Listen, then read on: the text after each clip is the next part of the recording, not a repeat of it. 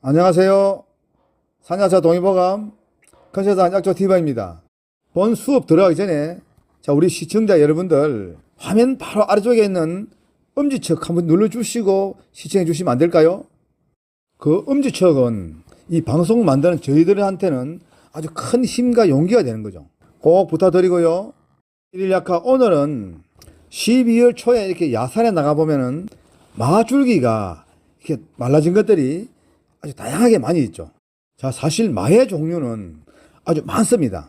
참마도 있고요, 장마도 있고, 둥근마, 부채마, 독고로마. 그 중에서도 오늘은 단풍마입니다. 이 단풍마를 한방에서는 천산용이라 그러고요. 자, 단풍마란 잎의 모습이 이렇게 갈라진 모습이 단풍잎처럼 생겼다 해서 붙여진 이름이고요. 또 그리고 저희들은 이 단풍마를 이런 한 12월쯤에 캐보면은 땅속에 아주 누런 뿌리가 가득 들어있죠. 그래서 땅속에 황금이 나온다라고 그렇게 말합니다. 자, 땅속에 황금 덩어리. 오늘 이 황금 덩어리 대해서 아주 상세하게 말씀드릴 테니 방송 길지 않습니다. 끝까지 시청해 주시고요. 자, 이 단풍마의 약성은 찬성질입니다. 맛은 약간 써면 좀 털은 맛도 있고요. 독은 없습니다. 자, 지금 제가 참마 잎하고 단풍마 잎하고 두 장을 사진을 같이 비교할 테니까 잘 봐두십시오. 자, 보십시오. 사진 왼편에는 우리가 보통 말하는 참마고요. 그리고 사진 오른편에는 단풍마입니다. 잎의 갈라진 모습이 완전히 다르죠. 자, 이 단풍마는 마 종류 중에서도 여러 해살이 덩구성 초본이고요. 그리고 이 단풍마는 제가 한방에서는 천산용이라 한다 그랬죠. 또 그리고 원래 마는 산약이라 그러죠. 그러나 또 이 단풍마를 개산약으로 부르는 사람도 있고요. 자, 그리고 이 단풍마는 암수 딴 그루입니다.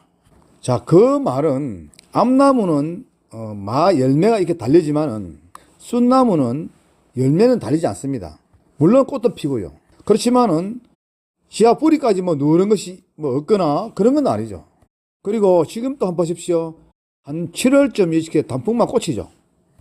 그리고 열매는 한 10월쯤 익는데 초보자들은 그냥 참마 열매인지 단풍마 열매인지 구별하기 좀 어렵죠. 근데 사실 이 단풍마 줄기는 굉장히 약합니다. 그러니 잎지고 줄기가 거의 말라졌다라고 생각하시면 혹시 이렇게 지나다가 이 단풍마 줄기 보이면은 그대로 두고 살며시 따라 내려가 보십시오. 그래야 뿌리가 어딘지 알 수가 있지. 찾는다고 여기저기 뒤적여 버리면은 줄기가 그냥 끊어져 버립니다. 사실 줄기 끊어져 비면은 정확하게 뿌리가 어디 있는지 찾기가 굉장히 어렵고요. 자, 보다시피 지금 이 단풍마 뿌리는 제가 땅속에 황금이라 그랬죠.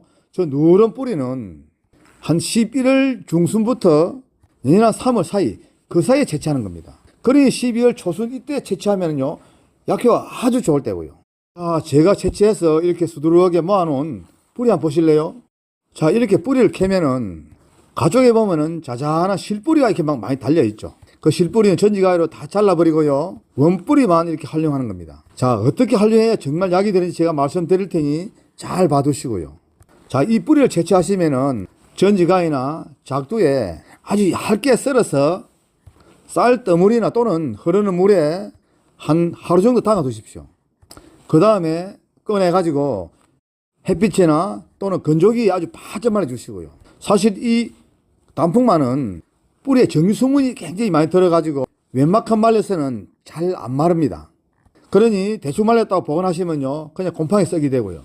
또 그리고 이 단풍마 제가 효능 말씀드리기 전에 달여 드시거나 할 때 반드시 잘게 썰어서 햇빛에 말린 걸 쓰십시오. 만약 센 것을 그대로 썰어서 쓰거나 하면요 달여서 그 물을 마시면 목이 나중에 타는 것처럼 아픕니다. 그리고 제가 나중에 물 1리터에 얼마큼 넣어라 하는 그 양을 정확하게 지켜주시고요. 자, 이 단풍마에는 인삼이나 또는 산삼에 많이 들어있다는 그 귀한 사포닌이 이 단풍마에는 엄청 들어있습니다. 제가 자료를 쭉 뒤집어 보니까 단풍마의 주 성분이 사포닌, 녹말 이런 것들이 주 성분이다라고 되어 있더라고요. 한마디로 이 단풍마는 사포닌 폭탄 덩어리라 해도 과언이 아닙니다. 그리고 약효는 청혈장, 피를 막게 하는 작용이 아주 뛰어나고요. 그 다음에 갑상선 기능을 이렇게 활성화시키는 데는 이 단풍마가 최고죠. 그리고 또 고혈압 환자나 기관지 염으로 이렇게 고생하시는 분에게도 아주 좋은 것이 단풍마죠. 그러니 혈을 잘 돌게 해주고요. 목에 쌓여있는 누런 가래를 삭혀주고 또 기침을 멈춰주죠. 한마디로 만성천식에도 아주 좋습니다. 그리고 또 연로하신 분들 가슴이 좀 답답하면 숨이 찬 이런 증상이 있죠. 이런 증상 있는 분도 이 단풍마를 꼭 활용해 보시고요. 그리고 또 만성기관지염, 동맥경화증, 또 특히 그 중에서도 혈액순환이 잘 돼 손발이 차고 한 사람 있죠. 저린 사람들 이 단풍마 꼭 활용해 보시고요. 또 그리고 갑상선 기능이 안 좋아서 고생 많이 하시는 분 계시죠. 또 그리고 이 단풍마를 꾸준하게 활용하시면은 풍을 예방해줘요. 즉 중풍을 예방한다라고 되어 있습니다. 그래서 사실 이 단풍마가 즉 땅속에 황금 덩어리 정말 좋죠. 지금부터 제가 활용하시는 방법 말씀드릴게요. 자, 만약 따라 드실 때는 물 2리터 한 대에 말려둔 약재 약 한 50g, 그리고 대추 한 5개, 감초 한 5쪽 함께 넣고 아주 약불에 어른에 달여서 그 물을 식후에 한 잔씩 드시거나 아니면 들고 다니면 사이사이 조금씩 자주 드시고요. 그리고 만약에 여러분들이 말리지 않고요, 생글로 이 마만 가득 넣고 달여 먹으면 나중에 목에 불이 나는 것처럼 따갑고 아픕니다. 절대로 그렇게 해서는 안 되고요. 꼭 제가 조금 전에 말씀드린 그 양에다가 또 반드시 잘라서 말리는 법제 과정은 꼭 지켜주시고요. 그 다음에 약수를 담으실 때도 햇빛에 바짝 말려두었던 이 약재, 약수를 담을 용기에 약 30%만 넣으십시오. 많이 넣으면 안 됩니다. 그 다음에 소주 대병 한 병당 대추 5개, 여기도 감초 5쪽 함께 넣고요. 그 다음에 바탕술은 한 15도에서 20도 정도 되는 우리 보통면 소주 있죠. 이거 넘칠 만큼 가득 집어넣고요. 그 다음 뚜껑 완전히 닫은 다음 온도 변화가 적거나 또는 그늘진 곳에 한 4개월 두십시오. 그 다음에 찌꺼기 완전히 걸러내고 그 술만 따로 보관하시며 많이 드시지 말고 반주로 식후에 한 잔씩만 꾸준하게 드시고요. 그것도 조석으로.